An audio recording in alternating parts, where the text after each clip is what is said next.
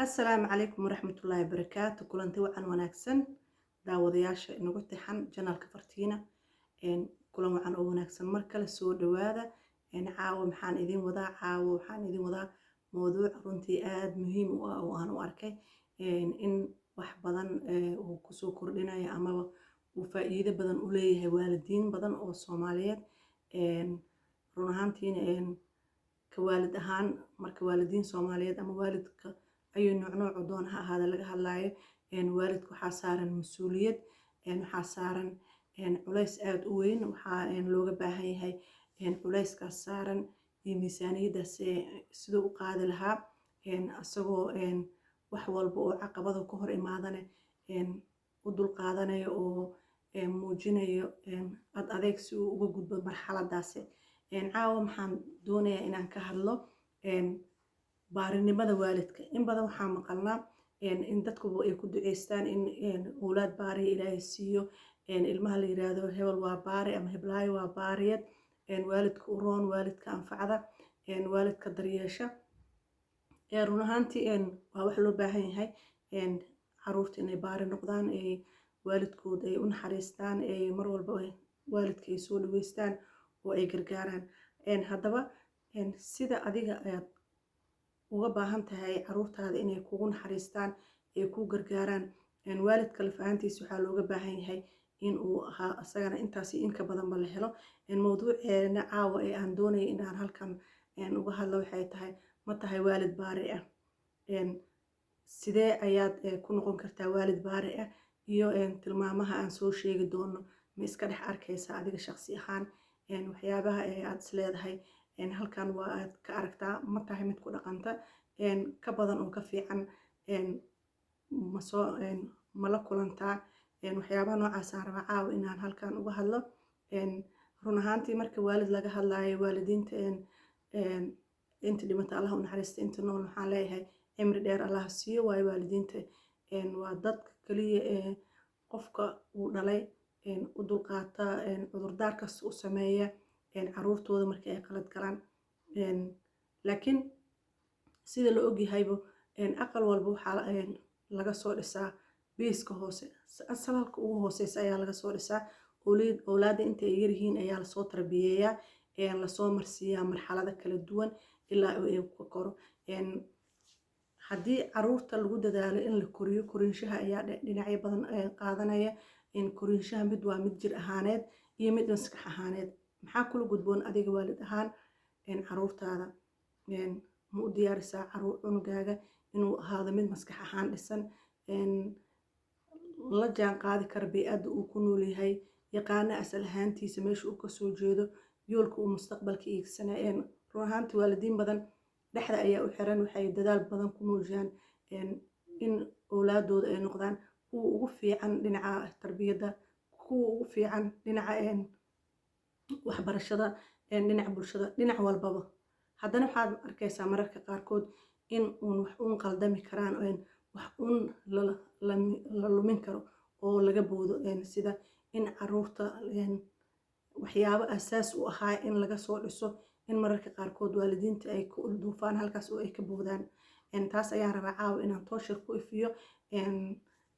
yaanan faahfaahinteeda ku dheeraanin bal marka hore aan u gudagalo mowduuca oo ah ma tahay waalid baari ah waxaa la arkaa caruurta markay weynaadaan oo kaleeto in lagu eedeeyo inaysan baari ahayn amaba eeyihiin la yiraahdo hebel waa baari siduu hebel baari ku noqday hebel wuu weynaaday naxariista mar walba waalidka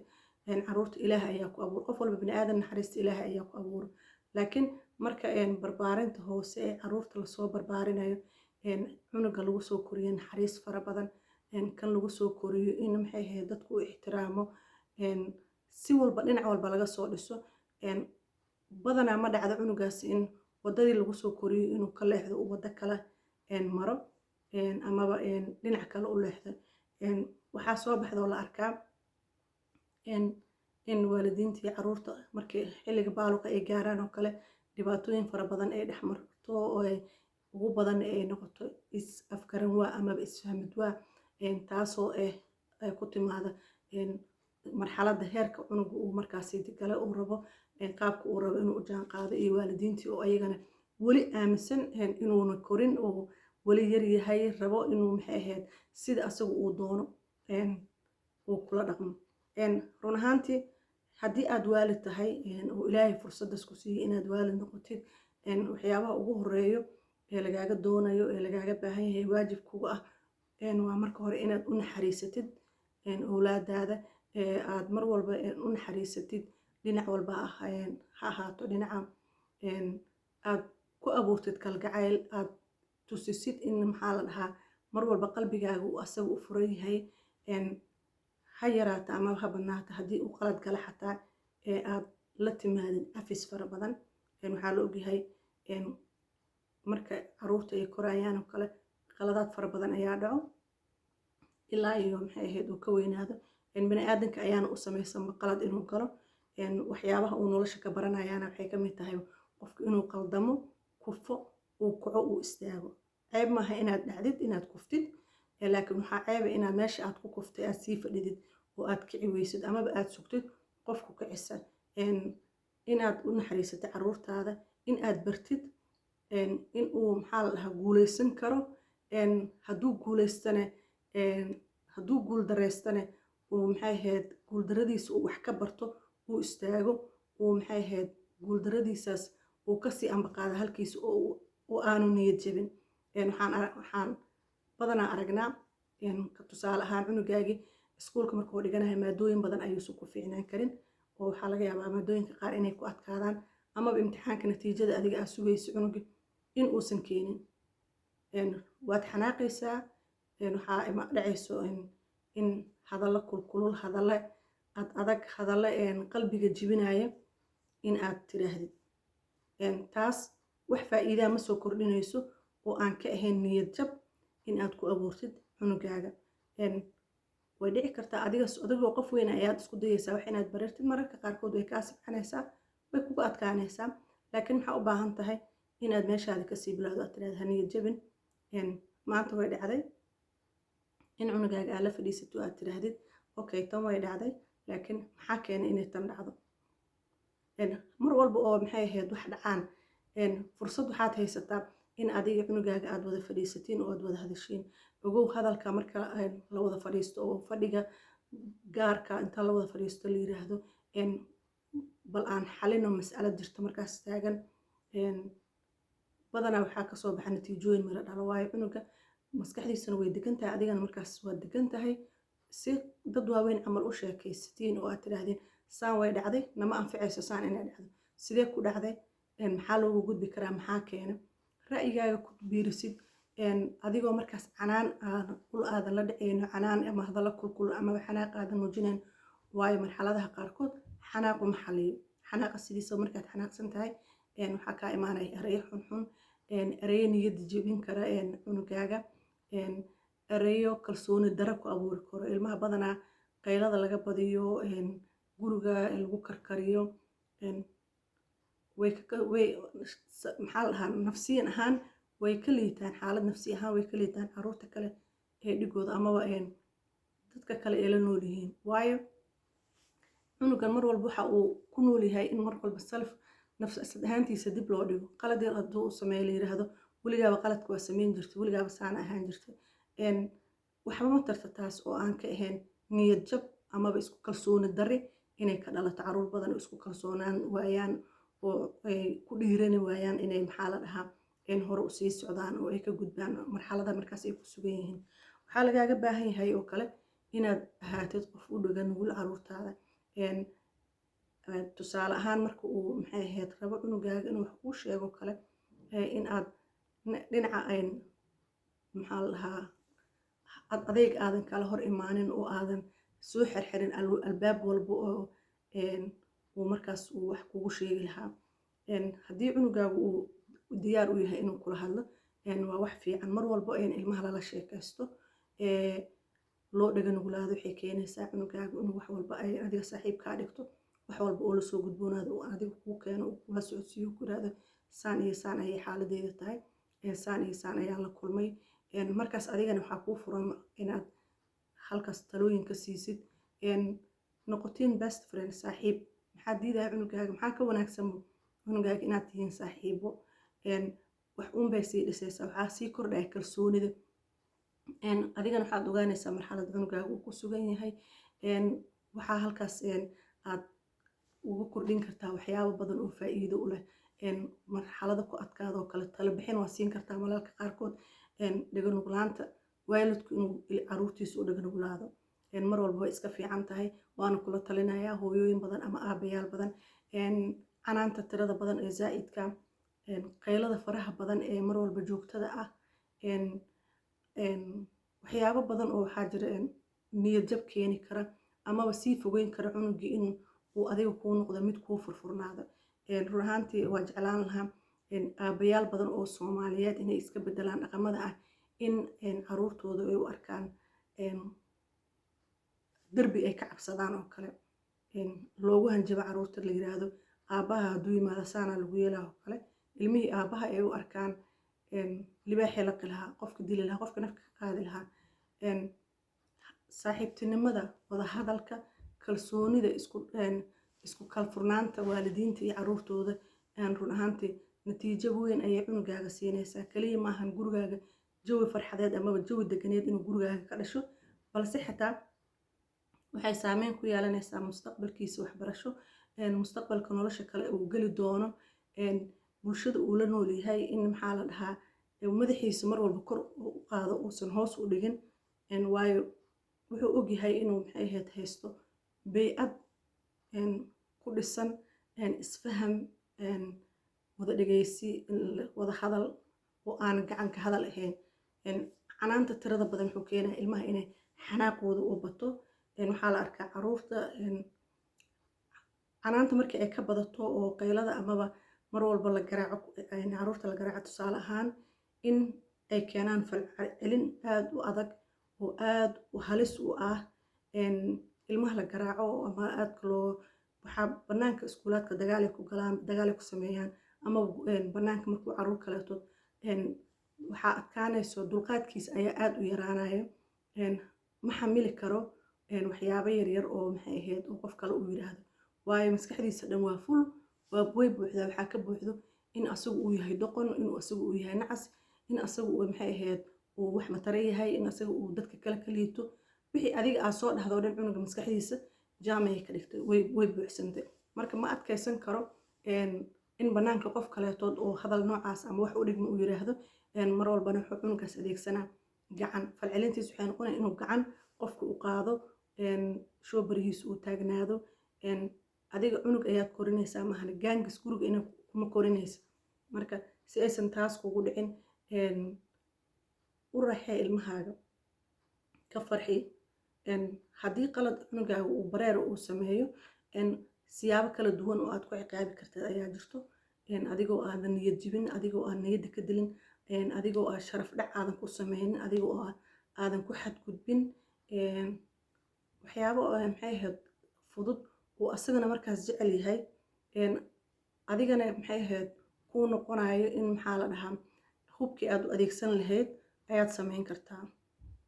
qabono waxaad sameynaysaa waa ciqaaban tahay moobeel hadduu haysto moobeelka qaad saacado ku filan game hadduu cunugaaga jecel yahay sidii la ogyahay wiilasha gameka ayay aad ugu waalan yihiin gameka ka jooji markaas ha garta asagana qaladka uu sameeyey iyo sababta loogu sameeyey adigoo waxyaabo noocaas isticmaali karo inaad cunuga niyad ahaan dishid waa laga fiican yahay taas ayaan leeyahay aabayaashoo kale waxaan leeyahay fadlan iyo fadlan aabayaal wiilashiina waxaad la noqon kartiin saaxiibo waxaad u noqon kartiin gaashaan weyn gabdhihiina waxaad u tihiin maxaa la dhahaa halyeygooda nolosha ayaad u tihiin ha adeegsanina gacan ha adeegsanina waxyaabo meel ka dhac u ah waxyaabo niyadi ka dili kara dib u dhac ku ridi kara qalad walba oo cunugaaga sameeyana fahamsii qaladkiisa inuu wax ka barto qaabka uu tan maanta ku dhacday ugu har imaan lahaa berito inuu maxay ahayd uusan dhicin waayo nolosha sideedaba iyadaa cashir ah iyadaa tusaale kugu filan qaladkaagii maanta ahaa berito wuxuu kuu noqonayaa wado aad maxay ahayd khibrad ah aad uga gudbi kartid mustaqbalka beri caqabadaha nolosha kaa hor imaanayo. qaboon sababta maxay ahayd qaladka u sameynayaan waa maxay ahayd waa khibrad la-aan. haddii qofku malakac u sameynayo waa gooni uusan wax ka baranayn qaladkiisa hore, balse nolosha ayaaba ku dhisama qofku inuu qaldamo, inuu kufo, uu kaco, haddana istaago, qaladkiisa hore dib uu u saxo, ka gudbo. marka ha uga dhigin wax qalad uu sameeyo cunugaaga wax mar walba natiijo wax soo taagan, caqabad soo taagan oo ku gadaama noloshiisa oo dhan, amaba silsilad meel uu kula xiran yahay. waayo wuu baranayaa inuu qaldamay, beri wuu hagaajinayaa. marka adigana fahamsiiye in maanta wixii dhacay ay ahaayeen wax qalada dhacay aan loo baahnayn inuu dhaco, laakiin uu ka fiirsado berito inuusan mar labaad oo dib u sii dhicin. waayo taasna waxaa lagu heli karaa marka aad wada fadhiisatiin adigoo maskaxdaada degan tahay oo aan caraysnayn, oo aadan adeegsanayn erayo xanaaqa amaba kulkulul, inaad wada fadhiisatiin oo aad tiraa ka wada hadashiin oo aad isweydaysiin wixii dhacay iyo sidii ay ku dhaceen iyo wixii adinka markaasi xalka aad u aragtiin iyo sida loogu hortagi lahaa mar labaad inaysan soo laabanin. taas waa taas. marka la dhahayo u furfurnaaw caruurtaada oo dhageyso wax walba. waxaa jirto gabdho haysta caruur oo ama ha ahaadeen agoon, ha ahaadeen oo ama ninkii hore uga dhala ay kala tageen, ama nolol dib u bilaabay. marka waxaa dhici karto in cunugaaga uu rabo inuu kula hadlo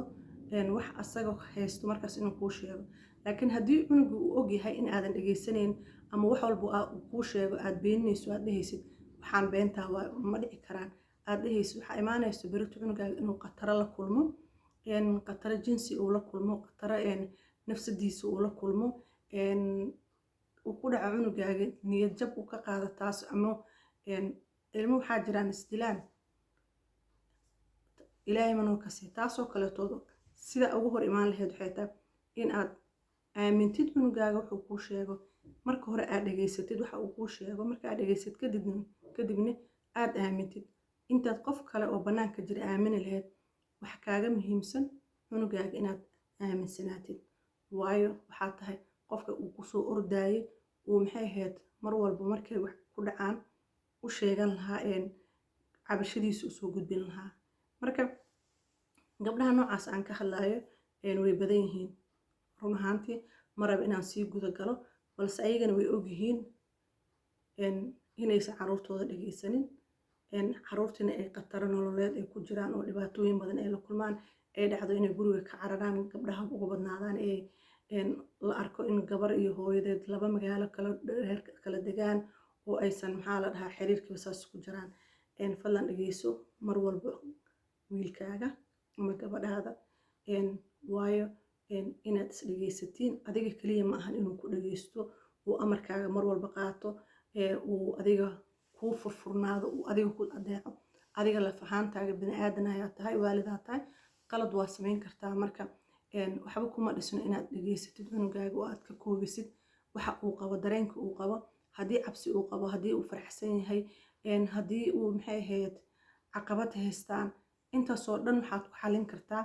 inaad marka hore markuu kuu imaado uu kuu keeno waxa uu damacsan yahay uu kuu sheegto, inaad la hadashid wixii macquula meel aad isla dhigtiin, wixii aan macquul ahayn talooyin aad ka siisid sababta aad u sheegtid. ma ahan inaad qayli canaan aad ka horgeysid amaba aadan aaminin boqol cunugaaga wuxuu kuu soo sheegay. kaba soo qaadba waxaa dhacday problemka uu qabo markuu kuu soo bandhigay, markaad tiraahdo maya waxaas wax dhici kara ma ahan, adaa soo alifatay, hore u bax. maxaa dhici kara markaas? maxaa ku dhici kara cunugaaga aad intaasoo sano soo korinaysay wixii haystay markuu kuu soo gudbiyo kuu soo bandhigay aad saartay istalaab, aad tiraahdo maya waxaas wax dhici karaa ma ahan, wax adduunyada waxaan dhici karin ma jirto. cunugaas berina kuuma soo sheeganaya problem haysto, haddii uu ahaan lahaa problem guriga ka dhex haysto amaba mid bannaanka guriga ku haysto, waxaana dhacaysa markaas xaalad aad u adag. mar walba maxay ahayd wada hadalku waa muhiim, in laysku dhaga nuglaadana waa muhiim. saas darteed ayaan u dhahay waalid baari ah kaliya in caruurta ahaadaan baari waa fiicantaa waa muhiim laakiin adigana inaad ahaatid waalid baari ah oo u dhaganuglaada caruurtiisa ixtiraama mar walba kaba haddii dhib haysta caawiya haddii uu dhib ku dhaco amaba uu asaga dhibka gacmihiisa ku keensado uu kufo soo istaajiya garab istaago oo aad tidhaahdid way dhaceen laakiin ha u jiifanin wixii dhacay marka intaasoo dhan adigay kaa falantaa waxay qayb ka tahay barbaarintaada ayay qayb ka tahay waxay qayb ka tahay dhiirigelintaada waxay qayb ka tahay in aad cunugaagu u abuurtid mustaqbal aad u ifaayo oo fiican islamarkaana u hogaaminayo waddadii horumarka ugu mar walbana gurigaaga waxa ka bilowdo ayuu cunugaaga markuu weynaadana ku dhaqmaa gurigaaga haddii laysku ixtiraamo banaanka cunugaaga markuu tago dadku ixtiraama gurigaaga haddii mar walba dagaalkiisa iyo buuqiisa uu taagan yahay oo uu yahay guri mar walba laysku gacan qaado oo laysku feero oo waxba laysku reeban banaanka cunugaaga saasuu la tagayaa dadku gacan u qaadaya